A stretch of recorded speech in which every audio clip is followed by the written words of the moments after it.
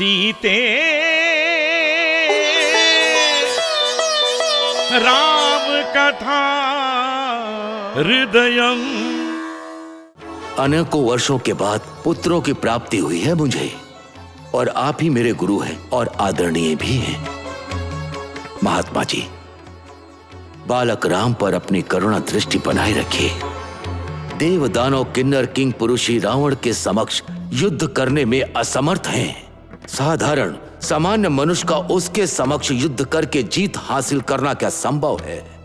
मैं स्वयं अपने बच्चों के साथ आऊं या फिर सैनिकों के साथ आऊं, मैं मारीच और सुबाहु के साथ युद्ध में जीत नहीं सकता।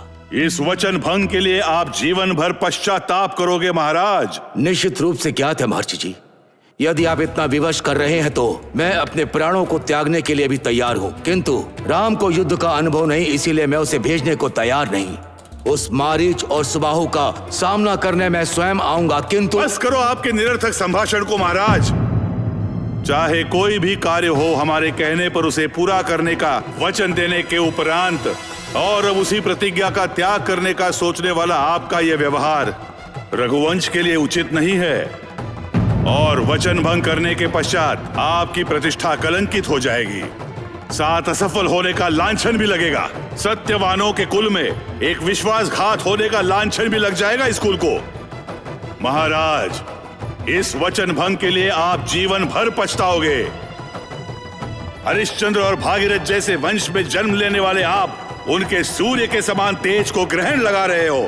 प्रस्थान करता हूं मैं। ब्रह्म ऋषि विश्वामित्र, शांत हो जाइए, शांत हो जाइए। ब्रह्म ऋषि वशिष्ठ को मेरा कोटि कोटि नमन। आपको भी प्रणाम। महर्षि विश्वामित्र, आप कृपा करके अपने क्रोध को शांत कीजिए।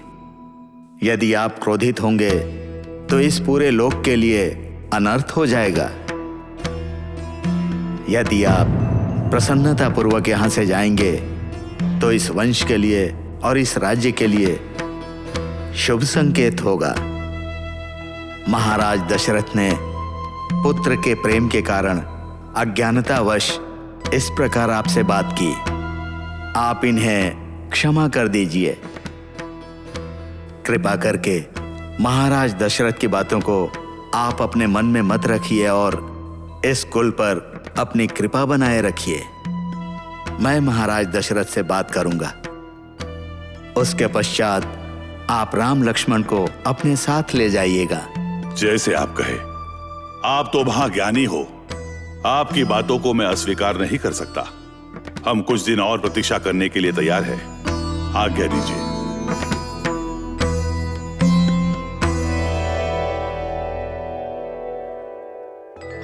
अरे, हमने जो फल आपके लिए लाया था वो भी नहीं खाया आपने, और जल भी नहीं पिया। भला क्यों? आप क्यों नहीं खा रहे हैं? क्या आपको कुछ और भी चाहिए? हे ईश्वर, अगर आपने यहाँ उपवास किया तो इसी कारणवश वहाँ राजकुमारी सीता भी उपवास करेंगी। रुकिए, हम अभी जाकर राजकुमारी सीता को यहाँ लेकर आते हैं।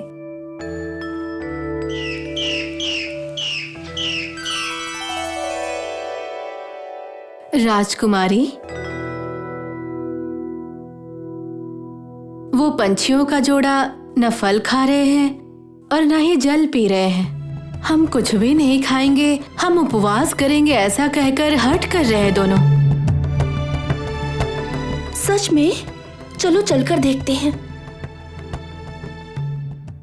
महाराज, आप बहुत बड़े कुल इक्ष्वाकु वंश से संबंध रखते हैं। धर्म के आचरण में आप धर्मदेव के समान हैं महाराज।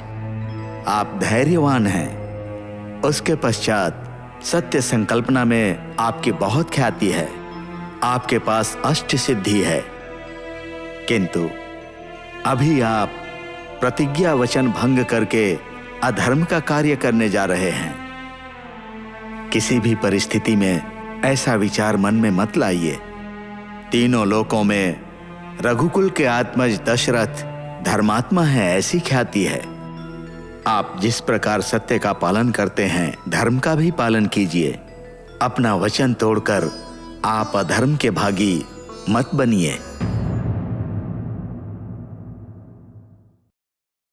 सीते